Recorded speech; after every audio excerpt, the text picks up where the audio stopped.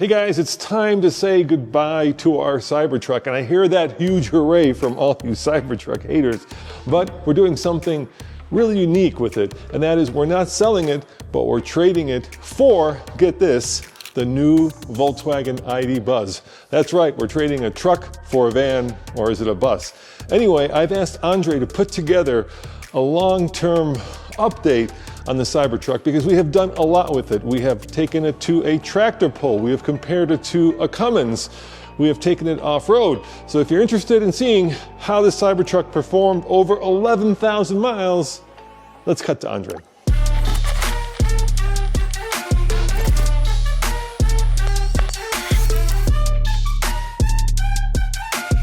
So we purchased the Cybertruck, and to celebrate 4th of July, we gave it this wrap that has been a little bit controversial. But overall, we did a lot with this truck.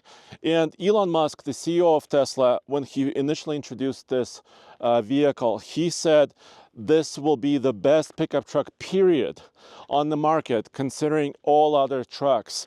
And I took notice. I've been reviewing pickup trucks for about 13 years. So I really wanted to do a long-term test of this truck from a perspective of a pickup truck buyer, and it hasn't satisfied every bullet point on my list. So let's start with the bed.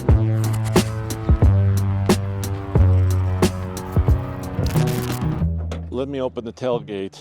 All right, so the bed of this truck is composite material, which in general is a really good thing, because if you're throwing kind of big heavy objects into this space, you don't want to dent it or have it, corrode or rust. So that's really good.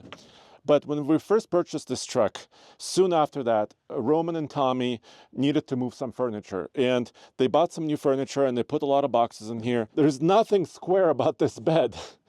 So these bed sides are angled a little bit. The bulkhead is angled. I have a spare tire in here. I'll talk about that later because that's a huge negative for me, because the truck doesn't come with a spare tire when we bought it. And then there's also this little storage compartment. We have our kind of basic charger and maybe a little strap, not a tow strap, but little cargo strap, and then our hitch cover, which I also dislike, but it's here. Overall, this bed is okay, but it could be so much better, because also I can't reach anything here, and I'm almost 6'3". I'm a really tall person, and I can't reach from the side.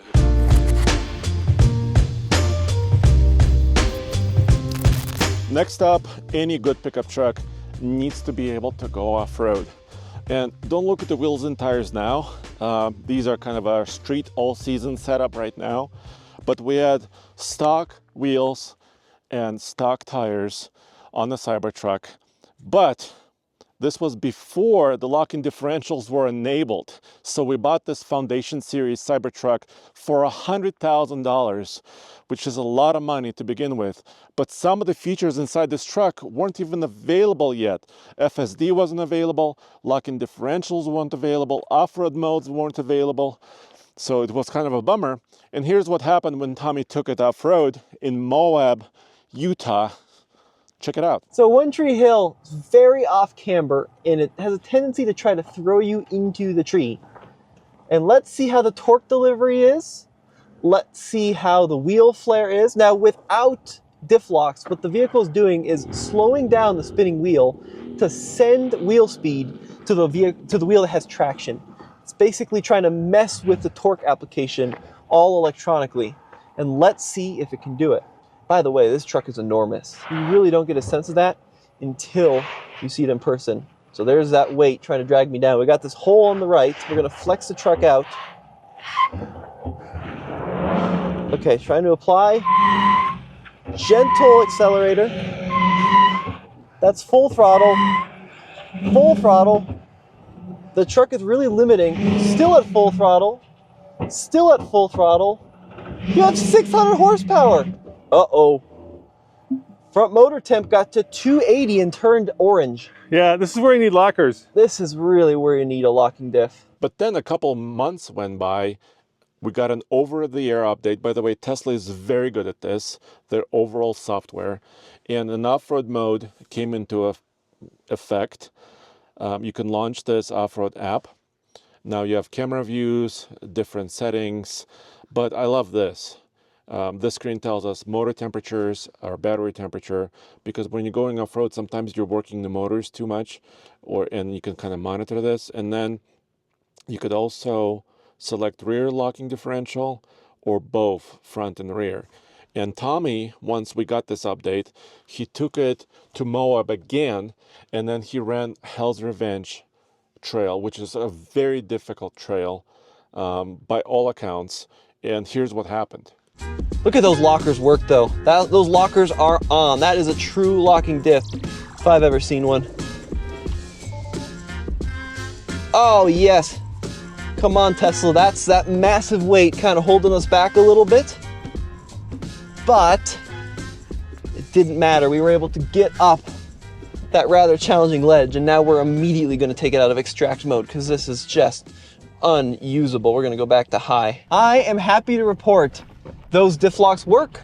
You know, they did their job. They locked up both front and rear axle like a gasoline diff lock. The only challenge was, you know, compared to a traditional automatic, having that torque converter to kind of 2-foot. It's not quite that sophisticated in the Tesla. It's got to manage brake control along with accelerator control, but we did it. The truck did really good, even with the same stock wheels and tires. Tommy was able to jack up the suspension, of course, in off-road mode. Of course, the ride gets a little bit harsh at the full extension of that suspension, but it did a lot of tough obstacles, and Tommy even scratched a couple of, maybe a little bit of plastic in the front and the rear of this truck. But I want to mention visibility. That's a big negative for me with this truck. Even though I have a lot of glass here, I have a humongous windscreen, I have side glass, I have a poor notion of where my corners of my vehicle are. Even if I go all the way to the ceiling, I still struggle with that. And towards the back, currently my tonneau cover is open, but if it was closed, let me close it, I have basically no visibility, so I have to rely on cameras. And as we all know, cameras kind of flatten the image. It becomes two-dimensional, and it's quite difficult to follow and see. So visibility is not a strong point of this truck.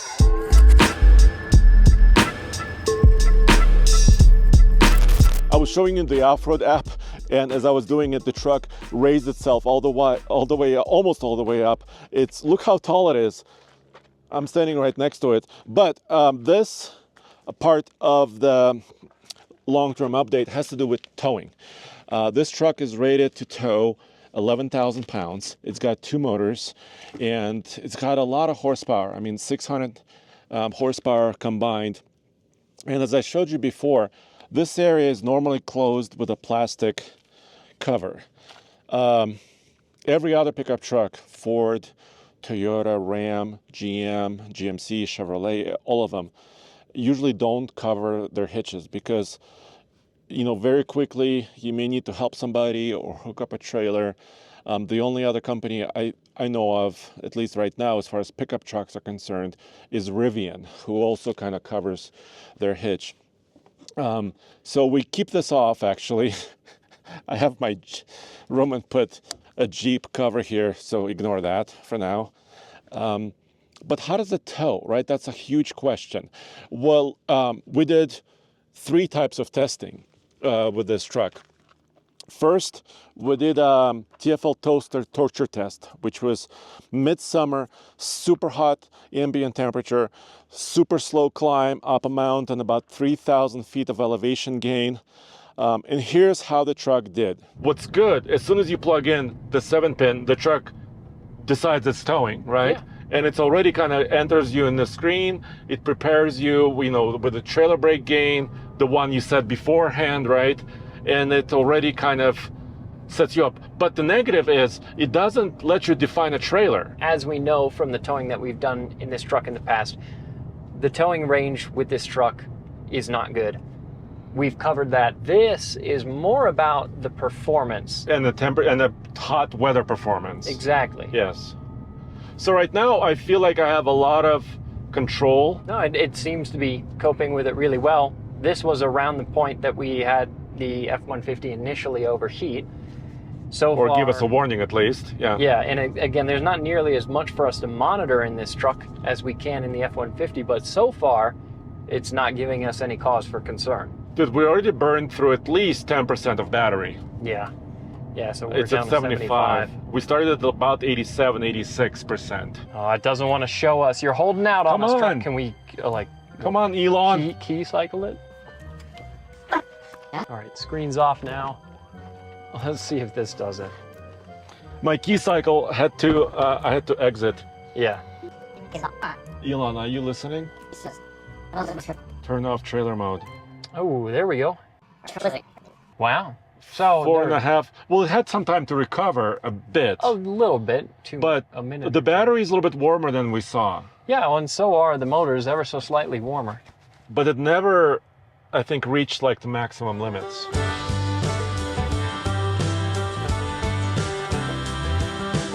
All right, dude, so we made it all the way down. And look at this. We started at the top of the mountain at 26 kilowatt hours. Now it's 15. Yeah, so we picked up 11 on the way down, which means in total for the round trip we used 15 kilowatt hours. Yeah. Still a decent chunk of battery, Yeah. but it's not too bad. Probably about 14%, maybe 13% of battery for this trip. Yeah. So this is a really, really hard test. Yeah, it is. As you saw right there, the truck did really great. There was no overheating problems. It pulled a heavy trailer up our torture test really, really confidently.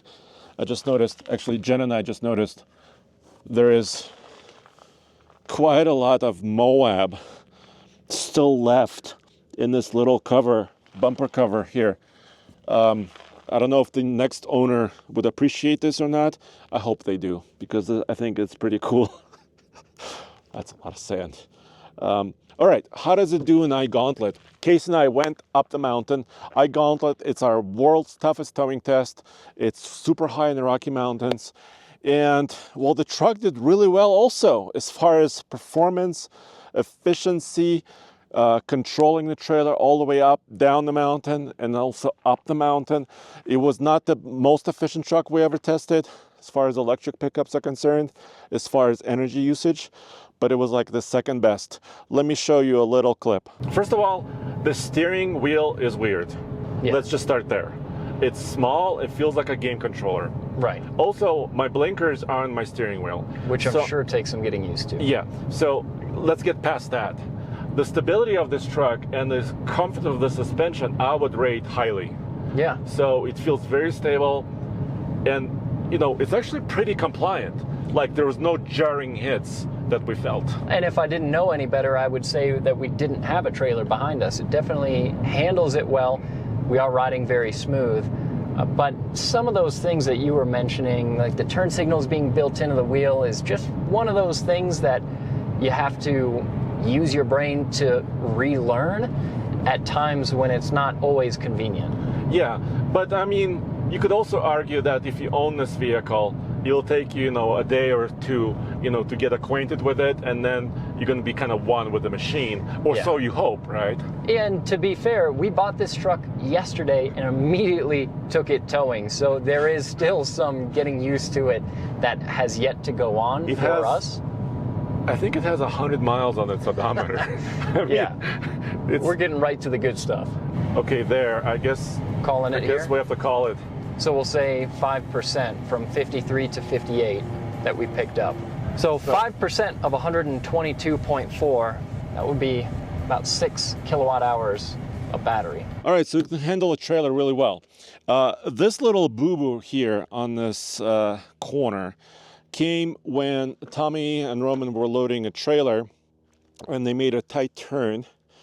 Because this truck is so maneuverable, has four-wheel steering, it kind of jackknifed. The trailer came here and it touched this corner just a little bit, and we put a little Band-Aid on it. So you do have to be a little bit careful with how you use this truck. It goes for any pickup truck with four-wheel steering, including the latest Chevy Silverado EV, RST truck, for example, or the Sierra EV Denali, of a very similar setup. But finally, range. You're probably yelling at your screen right now. What about towing range or driving range? Well, let's do towing range first. It's bad. There is no way to talk about it. So Roman and I did a test where we had identical trailers. He was in the comments, a Ram 2500 heavy duty. I was in this truck.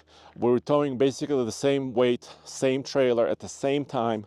And I was only able to go about 85 miles before we had to stop at Buc-ee's and start charging again. And then I had to spend more money for charging than Roman spent on diesel to go the same distance. Let me show you. All right, Andre. Okay. So we don't know what the Cybertruck done yet in terms of fuel. Money? Yeah, but we'll figure out how much this did pretty quickly because, well, And look, you can pull through. I can pull. You don't have to unhook. What a concept, huh? So how many miles was it? You want to do the math? Yes. Oops, I'm putting in gas. No, I'm kidding. You scared me. Okay. I'm using the green pump. So we went 85 miles. The Cybertruck is still screaming.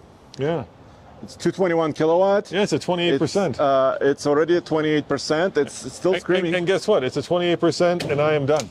And you're at 100%. What? 100%. Right tool for the right job. Okay, 8.72 gallons. 85 miles divided by 8.727.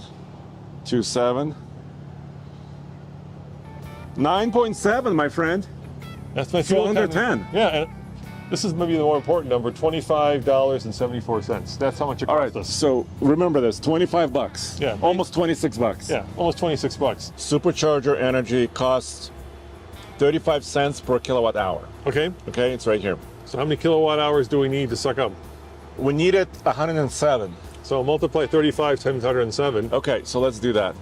So 107 times 35 cents per kilowatt hour equals $37.45. So basically $10 more to tow the same distance with the Cybertruck Then a diesel. than a diesel.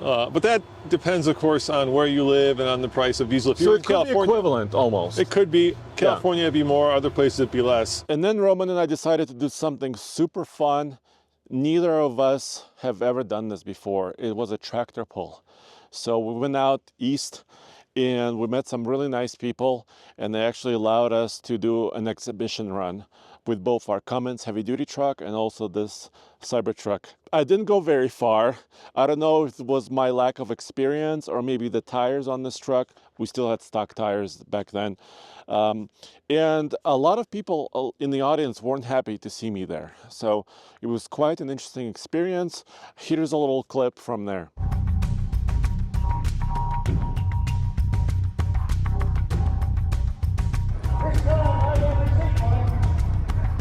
I need to make sure something.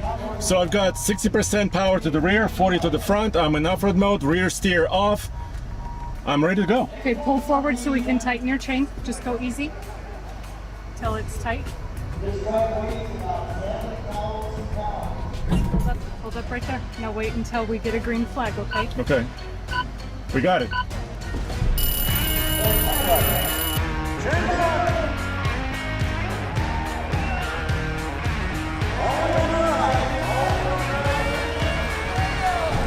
Go!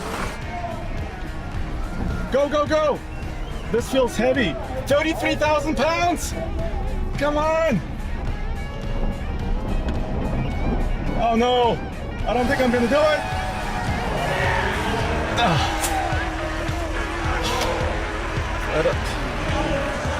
It doesn't seem like it was working very well. One of these days, you're going to be all electric trucks going and electric tractors. What do you think about that, huh? What? All electric trucks?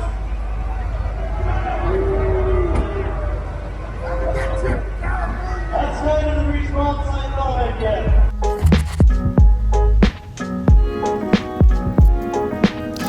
All right, let's talk about taking this truck on a road trip, because that's usually a weakness of any electric vehicle. This is where the charge port is. Of course, it's NACS standard, developed by Tesla. And the Tesla supercharger network is still the best. I've driven across country several times. We did a cross-country run, ocean to ocean or D to D in a Tesla Model 3, and it was a good experience. I mean, we kind of went nonstop, and we stopped 20 times to charge to go 2,500 miles, but it worked every single time, like clockwork. But on the Cybertruck, the charging speeds are not very high. Yes, you could talk about hypotheticals, right? If the latest version 4 superchargers were available, and if I always use them, it would be really amazing, but they're not really available here, at least. So I've seen charging speeds of up to 191 kilowatts, and sometimes a lot slower. So I think that from the charging perspective, at least now in 2024, this is not a very good electric vehicle. It's just slow to charge. So if you're going on a road trip, this is probably not the most ideal vehicle to take, although the supercharger network is amazing.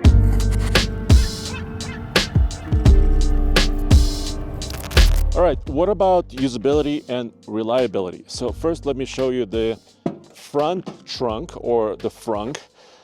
It's not that big. So this is basically the smallest of any electric pickup trucks on the market right now. It's about 7 cubic feet. You could put maybe 2 carry-on bags, airplane carry-on bags in here. But, for example, the F-150 Lightning has about twice the volume. The Sierra EV, Silverado EV have almost as much space as the F-150 Lightning. The Rivian has more space up there. And as far as reliability, the frunk has always worked. Actually, this has been a very, very solid vehicle after over 11,000 miles. The powertrain worked perfectly, except we had one issue, and it has been the tonneau cover. So let me show you. First of all, you can actually access it here. You could open it here. And yeah, now it works. We had some issues with it. And also we had this issue with this piece of trim, which is a little bit annoying on a $100,000 vehicle, but it's not, of course, critical by any means. So overall, if you ask me, how was the reliability of this vehicle? I would say it was excellent, because yes, the tonneau cover was a bit of a problem. Now it's been kind of tweaked and fixed, has been working pretty good recently. But overall, this vehicle has been pretty solid. Never left us stranded anywhere. And also the software is really good. So let me show you my app. I think this is one of the strengths of Tesla. I mean, you could see everything, the odometer, the charging status, where the truck is. You could schedule things. You could look at the climate control system inside the vehicle. And it always is up to date. You don't have to reboot the app. It works very smoothly and really good. So I think that's a huge strong point.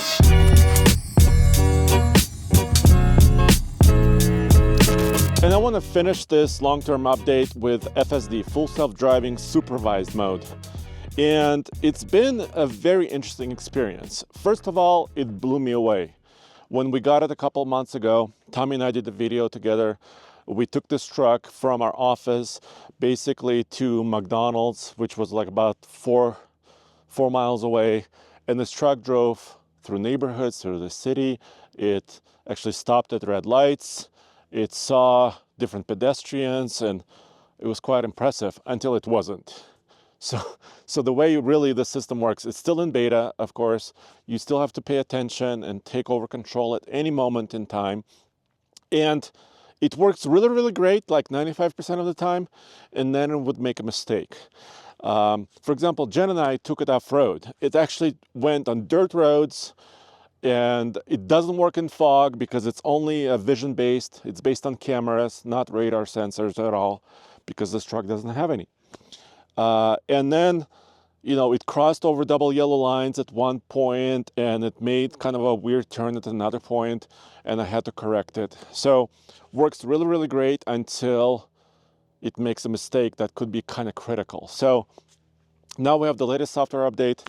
And I think this is a space to watch, because right now, this truck will navigate in FSD mode. It will take you to your location. and will try its hardest to actually get you there safely. And nobody else can do that right now. Super Cruise system is great on the highway. It does not take you into neighborhoods. Blue Cruise at Ford, same thing, and on and on and on. So quite impressive. So finally, would I buy this truck again? Did I love it? Did I hate it? Is it really ugly? Well, I'm not going to talk about the aesthetics of the truck. That's for you to decide.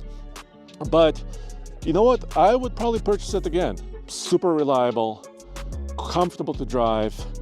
It's now, after the lock-in differentials are enabled, it is actually pretty decent off-road. It can carry payloads, has a lot of payload capacity, can tow trailers, just not very far. So overall, it's a fairly useful vehicle, but it's not the best pickup truck. Sorry, Tesla. You really wanted to build the best pickup truck out there, and it's not quite there yet. The battery technology is not quite there yet. The charging speeds are not there yet. So there you have it. Let me know what you think in the comments below. Check out oldtfl.com because we have 8 channels, 2 podcasts, but you could see it all in one place right there. And I'll see you next time.